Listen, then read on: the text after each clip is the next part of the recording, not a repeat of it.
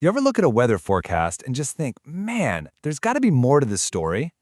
Well, today we are diving deep into just one single day's update from Hastings, Minnesota, and believe me, you'll be surprised at what we dig up. We're going to unpack everything from the biting cold to the incredible history that's just hiding in a simple date on the calendar. This is all about showing you how a totally ordinary forecast can be a window into something way, way bigger. I just love this opening line from the source material. If the Mississippi River looks like it's wearing a frosty beard today, it's not just you. It just paints such a vivid picture, doesn't it? You can almost feel that sharp, crisp air and see the ice just clinging to every single branch and rock. You see, this isn't just a weather report. It's a story. It's a snapshot of a moment in time. Okay, so what does a frosty beard on the Mississippi actually look like when you break it down into hard numbers? Let's get into the data for this very chilly January 27 in Hastings. So, the high for the day is just 8 degrees Fahrenheit, and it only gets colder, dropping down to a frigid 2 degrees below zero overnight. That means the entire day, from start to finish, is spent in the single digits or in negative territory. Yeah, no afternoon warm-up to look forward to here. But the thermometer doesn't even tell the whole story. This number right here, minus 20 degrees Fahrenheit, that is the wind chill. That's what it will actually feel like on any exposed skin. It's the kind of cold that doesn't just bite, it stings. So what's fueling that bitter wind chill? Well, it's a relentless northwest wind, blowing at a steady 10 to 15 miles per hour, but with some really powerful gusts of up to 30. That's what gives this cold its teeth. And then, to top it all off, there's a chance of some flurries overnight, which could leave a light dusting of snow on the ground. Okay, so we've established that it's seriously cold. But the source material, it doesn't just leave us shivering. It gives us a practical plan, a sort of winter survival guide for how to handle the Hastings cold. Let's see what it has to say. And here it is, a super simple 3-step survival guide.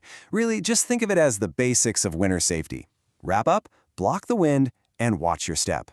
That minus 20 wind chill is no joke, so you've got to cover all exposed skin. A windproof outer layer is going to be your absolute best friend against those 30-mile-per-hour gusts. And finally, be aware of those early flurries, because they can create slick spots even when the sun is out. It's a really straightforward but vital checklist for staying safe out there. All right, now, this is where things get really interesting. See, the source material doesn't just stop at the weather. It uses this date, January 27th, as a key to unlock a hidden history. This is where a simple forecast becomes a time capsule, connecting us to all these stories from the past. So think of this timeline as our roadmap to the past. We're about to jump through time, exploring 3 totally different events that all happen to share this one date, January 27th. We're going to see a local tragedy, a global political turning point, and a major cultural milestone, all in the next few moments. We're going to start with a story that hits really close to home, right there on the Mississippi River. Back in the year 2000, a single welder's spark started a fire that completely consumed the Minnesota Centennial Showboat.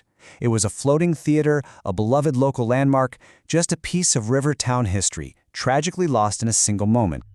Okay, so from the banks of the Mississippi, we're now zooming out to the world stage.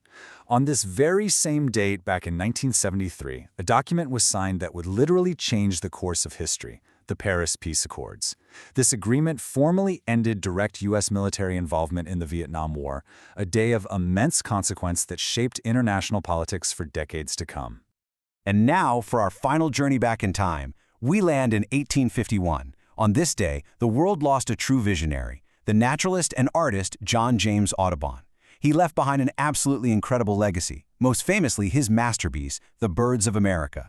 It's a collection of 435 stunning, hand-colored plates that forever changed the way we see the natural world. And get this, a complete first edition of this book sold for over $11 million at auction. So you might be wondering, how do we know all this stuff, right? How do we connect a simple weather forecast in Hastings to the Vietnam War and a 19th century artist? Well, the answer is in the sources, which are really the backbone of any good explainer. And here they are. It's this fantastic blend of sources that gives this whole story its depth and its credibility. You've got the National Weather Service for the hard data, the Minnesota Historical Society for that local flavor, and then trusted institutions like Encyclopedia Britannica and the Library of Congress for the bigger historical context. It's just a perfect example of how different sources can come together to tell a much richer, more complete story. So we started with a frosty beard on the Mississippi River and ended up on a journey through time, connecting a single day in Hastings to the entire world. It just goes to show you there's a universe of stories hidden in the most unexpected places, even in your daily weather forecast. So the next time you check the weather, I want to challenge you to look a little closer. What stories are waiting to be discovered in your corner of the world?